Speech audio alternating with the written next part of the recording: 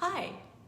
Today we're going to be reading Chapter 5 of My Father's Dragon by Ruth Stiles Gannett. The chapter is called My Father Meets Some Tigers. And before we get started, I had something new to show you today. I've got a stick of chewing gum.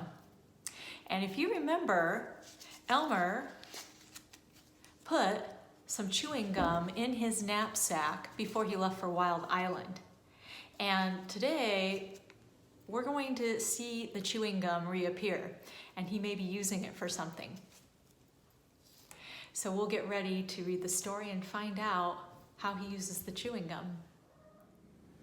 Before we start chapter 5, I want to go back and review where Elmer has been on this map. So he started out coming into the port of Cranberry on the ship. He walked down the south, down the island of Tangerina, found a tangerine tree and fell asleep for the night. He continued on his journey, going east, stopped off to sleep again, encountered a fisherman who warned him about Wild Island. Then he continued north until he got to the ocean rocks. He crossed the ocean rocks at night, but accidentally stepped on a whale who was asleep as he was walking across the rocks. Then, once he got to Wild Island, he encountered the jungle and he encountered a wahoo bush. And at the same time, he noticed, or I should say a mouse noticed him and scurried off to go warn the other animals. Elmer continued through the jungle, down the coastline, and then encountered some turtles who started talking to him. But he didn't know they were turtles because they couldn't see each other. He kept walking and encountered the wild boars, who, again, the wild boars didn't see him but had heard about him and started talking about him. He continued on until he got to the river. Before we read, we'll take a quick look at the pictures and see if we can make some predictions about what's going to happen in the chapter. So in this picture, who do you see? And where are they? I see Elmer. He's the only character, and it looks like he's in the jungle. And then, what do you see? I see a tiger, and that matches what we know about the title. Got another picture, I'll skip back. I see several tigers in the jungle. That could be scary to encounter all of those. And one more picture. Two more tigers. They don't look very friendly to me. Chapter 5, My Father Meets Some Tigers. The river was very wide and muddy, and the jungle was very gloomy and dense. The trees grew close to each other, and what room there was between them was taken up by great high ferns with sticky leaves. My father hated to leave the beach, but he decided to start along the riverbank, where at least the jungle wasn't quite so thick.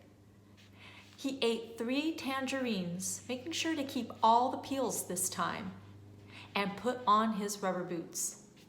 My father tried to follow the riverbank, but it was very swampy, and as he went farther, the swamp became deeper.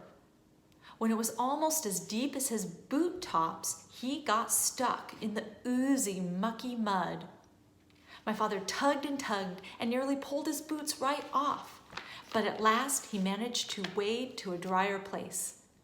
Here, the jungle was so thick that he could hardly see where the river was. He unpacked his compass and figured out the direction he should walk in order to stay near the river. But he didn't know that the river made a very sharp curve away from him just a little way beyond. And so as he walked straight ahead, he was getting farther and farther away from the river. It was very hard to walk in the jungle. The sticky leaves of the ferns caught at my father's hair, and he kept tripping over roots and rotten logs. Sometimes the trees were clumped so closely together that he couldn't squeeze between them and had to walk a long way around. He began to hear whispery noises, but he couldn't see any animals anywhere. The deeper into the jungle he went, the surer he was that something was following him. And then he thought he heard whispery noises on both sides of him as well as behind. He tried to run, but he tripped over more roots, and the noises only came nearer. Once or twice he thought he heard something laughing at him. At last he came out into a clearing and ran right into the middle of it so that he could see anything that might try to attack him. Was he surprised when he looked and saw 14 green eyes coming out of the jungle all around the clearing? And when the green eyes turned into 7 tigers, the tigers walked around him in a big circle, looking hungrier all the time. And then they sat down and began to talk.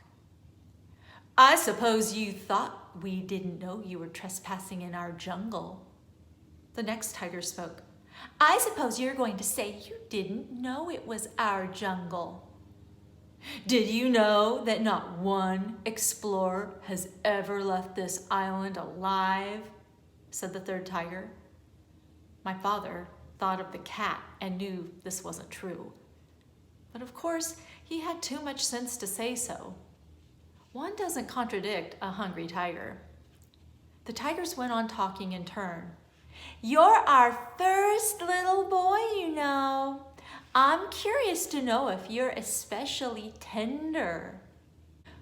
"Maybe you think we have regular meal times, but we don't. We just eat whenever we're feeling hungry," said the fifth tiger. "And we're very hungry right now. In fact, I can hardly wait," said the sixth. "I can't wait," said the seventh tiger. And then all the tigers said together in a loud roar, "Let's begin right now!" And they moved in closer. My father looked at those 7 hungry tigers, and then he had an idea. He quickly opened his knapsack and took out the chewing gum. The cat had told him that tigers were especially fond of chewing gum, which was very scarce on the island. So he threw them each a piece, but they only growled. "As fond as we are of chewing gum, we're sure we'd like you even better." And they moved so close that he could feel them breathing on his face. "But this is very special chewing gum," said my father. "If you keep on chewing it long enough, it will turn green. And then if you plant it, it will grow more chewing gum. And the sooner you start chewing, the sooner you'll have more." The tiger said, "Why, you don't say. Isn't that fine?" And as each one wanted to be the first to plant the chewing gum, they all unwrapped their pieces and began chewing as hard as they could. Every once in a while, one tiger would look into another's mouth and say, "Nope, it's not done yet," until finally they were all so busy looking into each other's mouths to make sure that no one was getting ahead that they forgot all about my father. So now that we've read the chapter, now we know how Elmer outsmarted the tigers. He used what? His chewing gum. And he got them so interested in the chewing gum that they got distracted and they forgot all about him. It's closer. So next time we read, we'll find out if Elmer gets closer to the dragon or if there are other animals that he has to encounter before he reaches the dragon.